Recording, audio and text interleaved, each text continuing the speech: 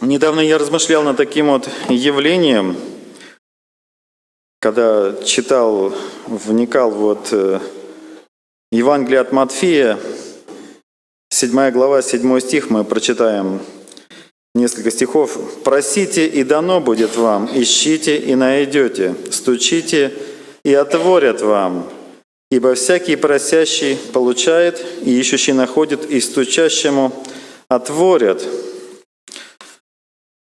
И я размышлял, что вы видели, наверное, старинную картину, где Господь стучится в дверь. Господь стучится в дверь, а дверь заросла такая, видно, она давно уже не открывалась, а Господь стоит смиренно у сердца человека, и стучит дверь с сердцем человеком. Я увидел призыв в Нагорной проповеди, повеление: просите, ищите, стучите. Людям вообще не свойственно просить. Просить — это как какая-то форма унижения, значит, ты в чем-то нуждаешься. Я помню, даже работал на заводе, и я там просил, не было оборудования, других просил, говорю, распечатайте для нас, и потом директор: Саша, хватит побираться, не делай больше этого. Но здесь мир так устроен, что люди бывают, ждут просто, ждут наследства, допустим, не просят, просто ждут, пока им что-то. Если есть сила, бывает, захватывают силой, чтобы обладать, наглость, либо купить. Купить тоже, можно накопить денежек и купить какую-то вещь, которая нужна, какую-то услугу, которая необходима. Это из тех, которые легальные, если силой захватить, можно еще, наверное, выкрасть, украсть. Но то, что может дать нам Господь, это нельзя купить. Это нельзя просто дождаться. Просто когда сидеть и ждать, когда Господь даст. И силы тоже нельзя забрать это у Господа. И получается один шанс только просить. Просить, чтобы Господь дал. Помните, раньше, когда цари была такая, как сейчас, заявление, прошу, просьба, а тогда была челобитная. То есть люди били челом, просили решить их вопрос. И никак иначе, только челобитная. Но люди этого мира, они не любят просить. Получать любят, а просить не любят. А Господь хочет дать очень много таких вещей, которые вообще нельзя с ними, нельзя их приобрести. Жизнь и жизнь с избытком, жизнь вечная, прощение грехов, мир с Богом, новое сердце, любовь к Богу и людям, новый взгляд на жизнь, правильное понимание жизни и много-много всяких благ разных, которые даже не вместятся, просто не вместятся, что Господь может дать и что Он хочет дать, но Он не может дать это человеку, если тот не просит. А обычно как гордыня. Гордыня не позволяет просить. Многие люди вообще говорят: как? Зачем он за меня умер? Я его об этом не просил. Я и так не ворую, не делаю зла никакого. Я и так самодостаточен. Но гордыня, Бог гордым противится, а смиренным Он дает благодать. Есть, конечно, и условия разные тоже, как чтобы получить. Просите с верою, немало не сомневайтесь. Апостол Яков говорит, вы просите и не получаете, потому что не на доброе вы просите. Тоже нужно знать, что есть Бог и что Он воздает приходящим. Просить не у пустоты, не абстракции, не у иллюзии, а у некой субстанции, которая все создала, дала законы всему движущемуся и недвижущемуся, в котором мы существуем, мы живем, дышим, движемся. Все благодаря им и Ему. Но Господь не может навязать свое счастье людям, просто не может вломиться, не может даже, чтобы человек подумал, что ему что-то навязывается, потому что у него есть свои правила, и люди обладают свободой, и это поистине очень большой дар. За нее и народы и сражались, и проблем много было, и сейчас до сих пор говорят, лучше умереть, чем быть рабом, лучше умереть достойно, с оружием в руках, чем кому-то подчиниться. Но Господь дал свободу человеку, от этого много и проблем тоже, и много и преимуществ, потому что мы можем просить у Господа, чтобы Господь дал нам благодати. И просить, когда многие пришли уже, пришли к Господу, первый раз они запросили, они это получили. Но также верующим идет обетование, что не попросите во имя Мое, где 2-3 собраны, Я посреди вас. Эти драгоценные обетования. И Господь нужно наше разрешение, чтобы вмешался в нашу ситуацию, провел операцию над нашим сознанием, над нашим духом, чтобы отпустить измученных на свободу. Я раньше читал место «Спасай взятых на смерть».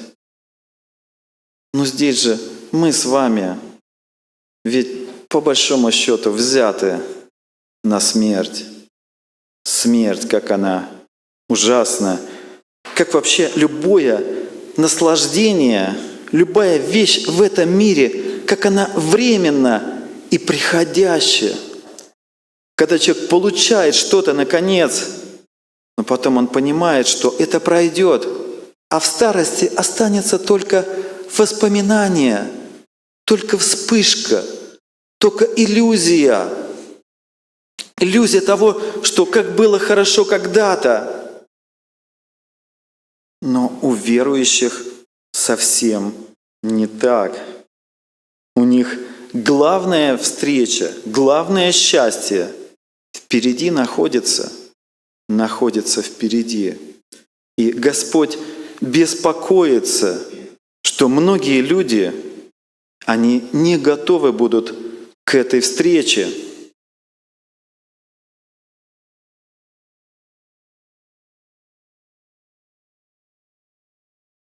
Потому что верующий понимает, что здесь все временно, все непостоянно.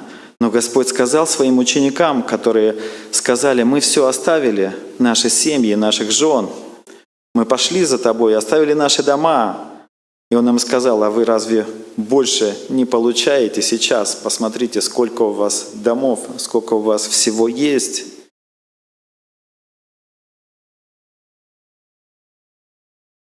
А Христос дает совершенную радость, не конечную, как впечатление этого мира, когда вот ребенок там хочет получить игрушку, он получил ее, он счастлив, день-два, потом она уже на полке стоит, он иногда берет ее, а потом он вообще как бы о ней даже и не смотрит, и вспоминает.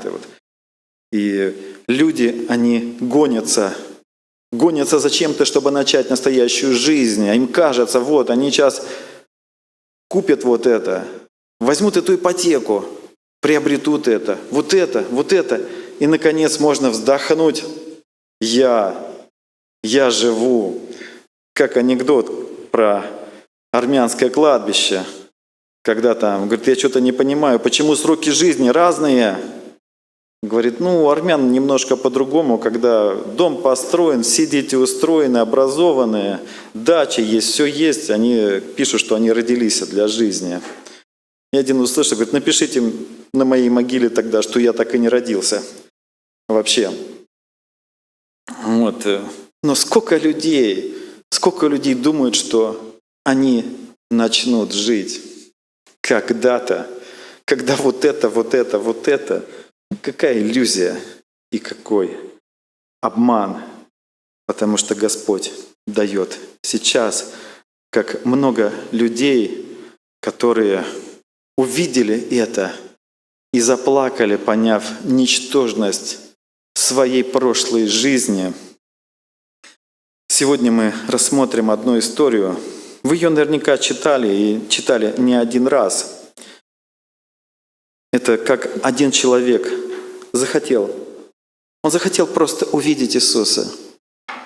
Он даже ни на что не рассчитывал, но Господь вам дает всегда больше того, на что вы обычно рассчитываете и что вы просите.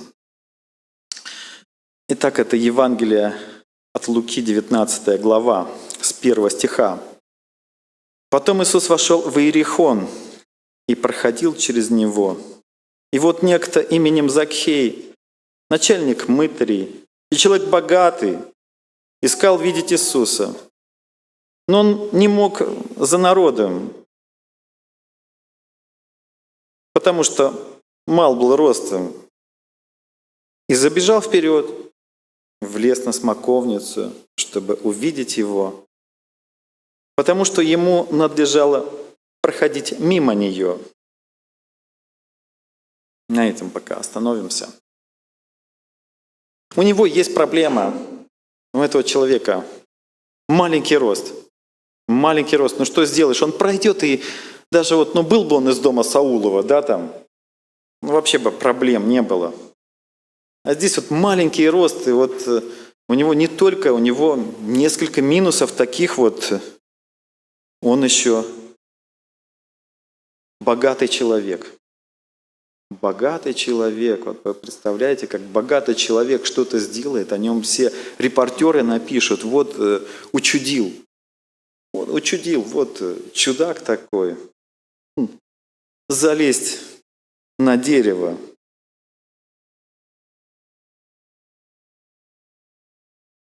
Залезть на дерево. Ладно бы там смоквы были. Я смоквы собираю, у меня все нормально. Но он богатый, уважаемый человек, и как мальчишка какой-то взял и залез на дерево. Притом, помимо того, что он был богатый, он еще был и начальником. И там, наверное, и подчиненные где-то были. И там разговоры. У Закхея, наверное, кукушку совсем снесло уже. Доворовался там, на дерево полез. И когда Закхей размышлял над всем этим, но он свой минус превратил в плюс. Он залез на дерево, и теперь он мог рассмотреть Спасителя даже ближе, чем ученики и те, кто находился рядом. Теперь он стал выше всех.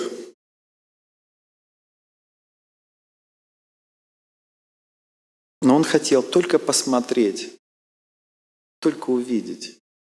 Мы помним Вартимея, у которого была цель точно, он понимал, он слышал, и он кричал, потому что у него не было возможности подойти ближе.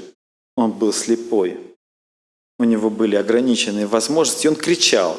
Хотя ему говорили: замолчи. Может быть, даже пинать его начинали, мы не знаем. Потому что толпа и часто агрессивно, человек в беспорядке что-то делает. И он тоже получил внимание Спасителя. А он слышал здесь это... Вот сейчас мы пропустили собрание, можем запись посмотреть, да, там, послушать что-то. Как бы все остается. Тогда не было записей. Он понимал, что, может быть, это один шанс у него есть увидеть его. Он будет проходить вот этой дорогой, мимо смоковницы будет проходить. И надо действовать сегодня. Потом неизвестно. Дела, заботы, хлопоты. Может быть, потом вообще не получится ничего увидеть.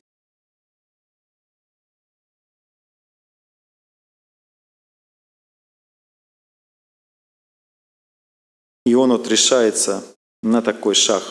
Превозмогает проблемы, трудности.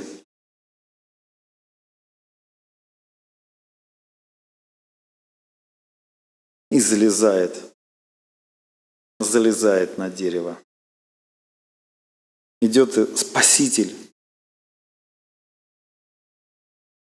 С 5 стиха. И Иисус, когда пришел на это место, взглянув, увидев его, и сказал ему: «Закхей, сойди скорее, ибо сегодня надобно мне быть у тебя в доме». И он поспешно сошел и принял его с радостью. Он хотел только взглянуть. Хотел только взглянуть. Я не знаю, почему он хотел взглянуть. Может быть, трудно нам сказать. Может быть, любопытство. Может быть, у него были какие-то там, какой-то план мог родиться, как чего подойти потом к этому человеку, как что-то попросить. Он много чего делать может. И может он как-то мне сможет чем-то помочь. Но он ничего не говорил, просто залез и смотрел на Спасителя. И Спаситель увидел его и сказал, не через неделю сказал, как мы иногда можем говорить, да, там, приди послезавтра, там, да, вот я рассмотрю твой вопрос, там, постараюсь тебе помочь. Спаситель сказал, сегодня мне надо быть у тебя дома. Мы видим это поспешность тоже вот со стороны Спасителя.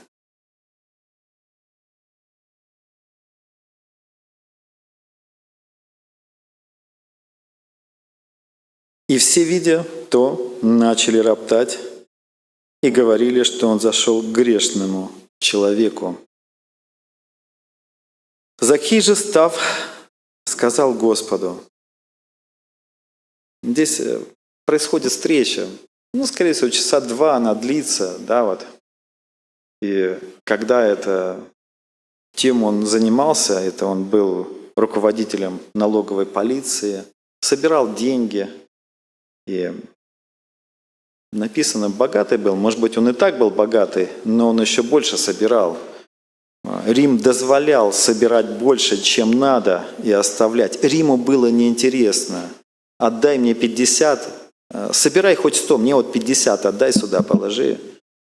А соберешь, остальное твое все.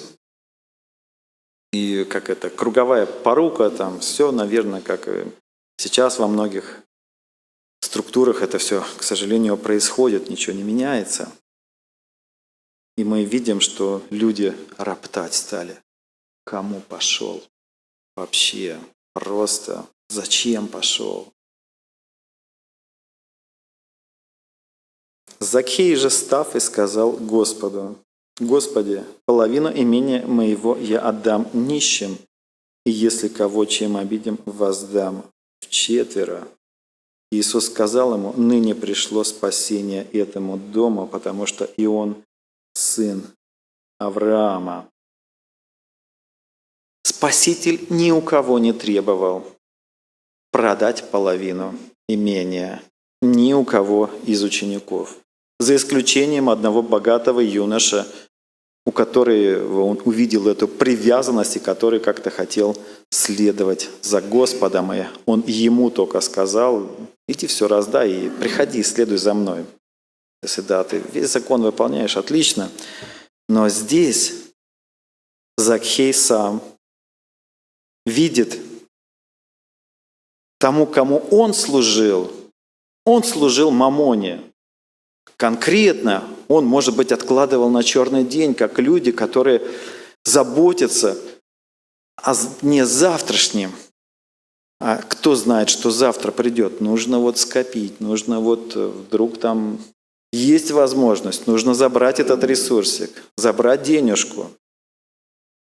И он увидел господина жизни. У него происходит переворот ценностей. Просто переворот ценностей происходит. И Господь говорит, твои слова, говорят о тебе о том, что ты сын Авраамов. Что ты сын Авраамов, что пришло спасение в твой дом. Пришло в твой дом спасение. Что ты тоже сын Авраамов. Потому что он говорит, а нужды сколько? У него сразу глаза открылись. А раньше он обдирал, воровал, собирал. А здесь у него открылись глаза. Господи, а сколько нуждающихся же вокруг людей. И говорит, а кого обидел? Кого обобрал, может быть? В 4 раза коэффициент. Взял 50, отдам 200. И мы видим переворот жизни. Он теперь понял, что у него господин жизни, что другое упование не на мамону, а того, кто дает жизнь, кто дал законы движущемуся, кто все знает, все видит и всем управляет.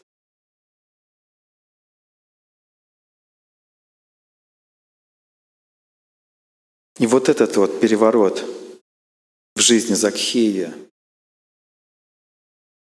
Сегодня мы тоже в какой-то степени забрались на смоковницу, пришли сюда.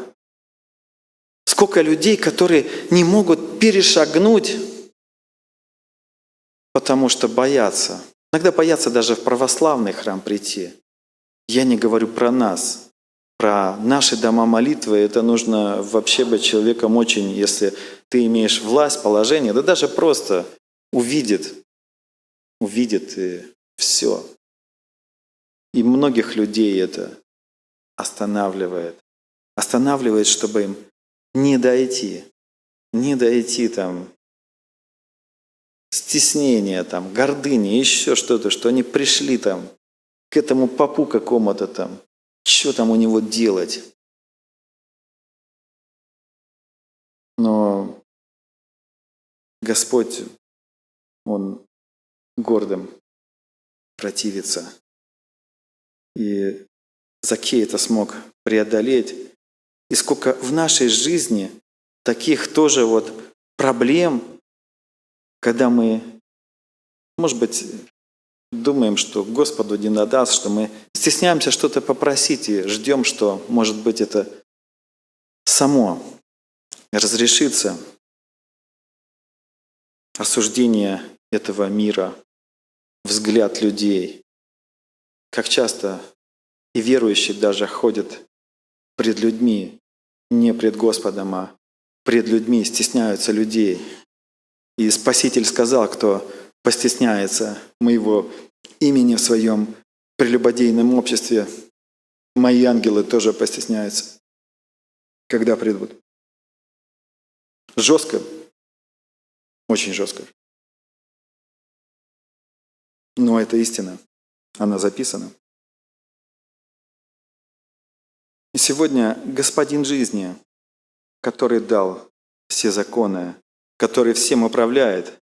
Мы уже с вами говорили, что шествием управляет Господь. Нам кажется, что это какая-то ошибка, что так не должно было быть.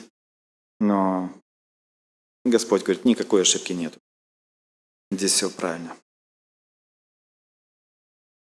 Сегодня Он хочет благословить и многих людей, которые и носят имя сынов Божьих. Тогда написано сын Авраама сейчас, сын Иисуса Христа, дочь Иисуса Христа. Или кто-то, может быть, приближается к этому званию, но Господь хочет благословить и явить милость, явить благодать, одарить всеми дарами, чтобы человек, который увидел, вот Закхей увидел, чем он обладает, и понял, что это не сокровище. И решил послужить Господу, и восполнить весь ущерб, весь урон. Вартимей, который сидел слепой, с протянутой рукою, он тоже захотел. Ему тоже, наверное, там были калеки, которые там, я думаю, там не один Вартимей-то был, сидел. Всегда коллег много.